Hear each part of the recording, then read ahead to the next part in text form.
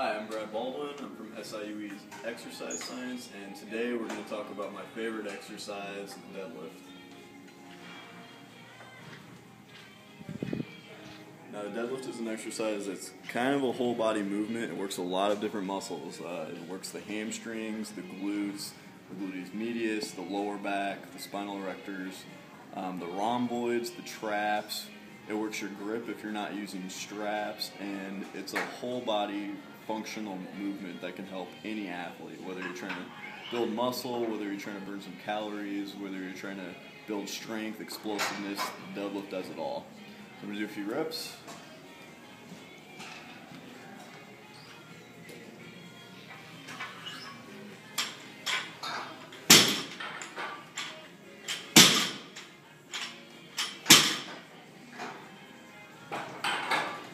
And now we're going to talk about form. So one of the first things is the setup. You're going to walk up to the bar, and we're going to talk about problems and solutions. So a lot of guys have trouble as soon as they walk up to the bar.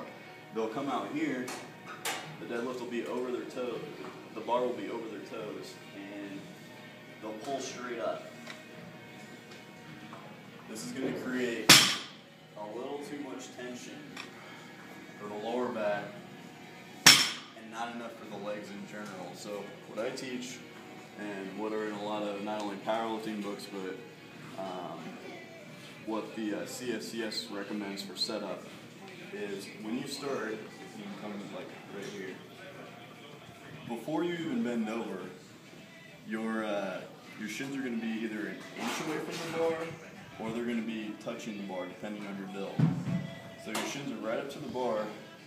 You're going to take a strong back, not bent over, and then without having the bar roll forward, because that's going to place it in the bad position again. You want your shins to be perpendicular to the ground, so straight into it. You're going to grab the bar, hips down, head in a tucked position. Your lower back's going to be flexed, and then you go into the rest.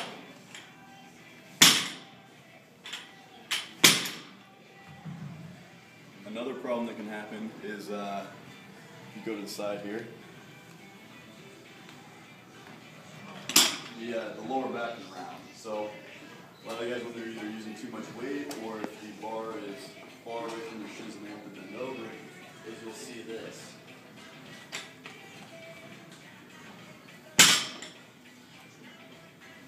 And that can be a flexibility issue. That can be a strength issue. If it's a flexibility issue, you just can't get down to the bar without rounding your back, you're going to need to work on hamstring flexibility.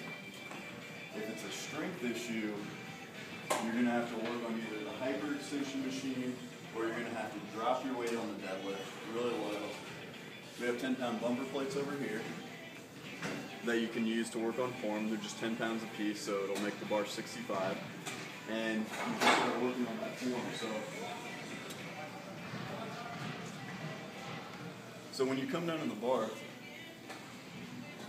what you want to remember is not rounded, but strong, locked into place. Not only is your lower back flat, but your thoracic spine is flexed. So you're thinking big chest. This is going to keep your vertebrae in a strong position. You're thinking big chest the whole time. Your back is flat. Before you come down to the bar, you unlock your hips. So you have a big chest, you unlock your hips. Come down to the bar. Your head's tucked. Your head's not down all the way. Your head's not up, breaking your neck. Your head's tucked, so straight ahead. And then you come out. Initiate with the hamstrings. And then go into the pull. What a lot of guys also do is if their hamstrings are weak, their hips will shoot up straight before the lift starts. So they'll get in a nice position. They'll be down here, and as soon as the lift starts,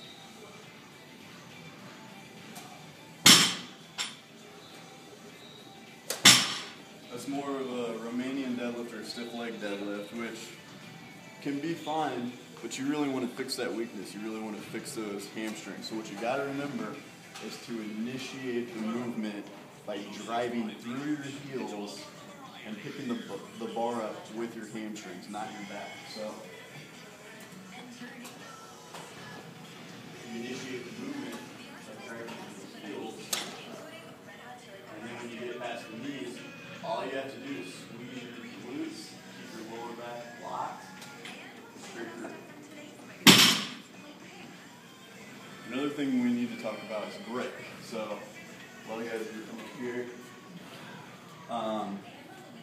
we like to use a mixed grip when we go heavy. So what a mixed grip does is it lets the bar not slide back and forth. If you do double overhand grip, when you get to a heavy weight, you're pulling big weight, say 300-400 pounds, this bar is on a bearing. So it's going to slide out of your hands. It's going to be really hard to do, especially in their wonderful gym where they don't allow chalk. So you can either do a mixed grip, like I like to do.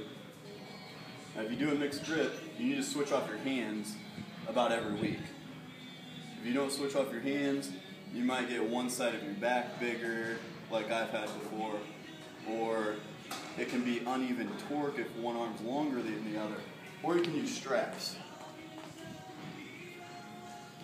So if you're going to use straps, here's how we're going to do it.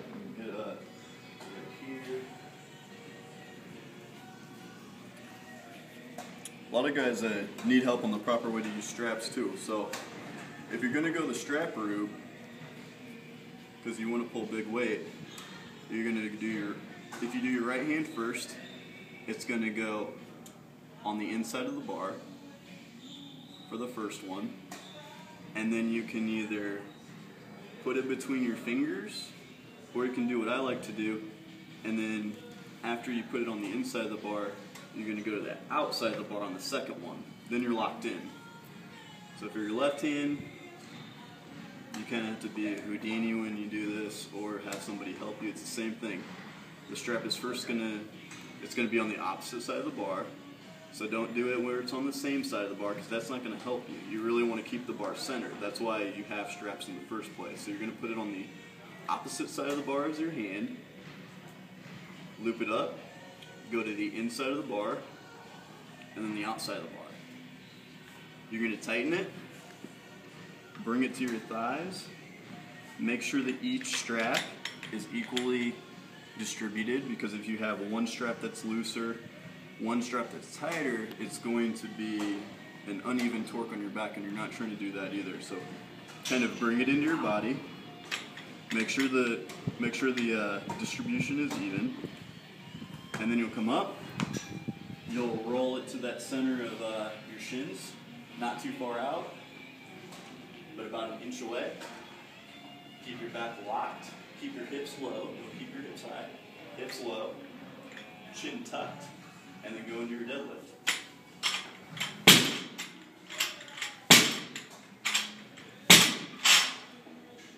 That's the deadlift.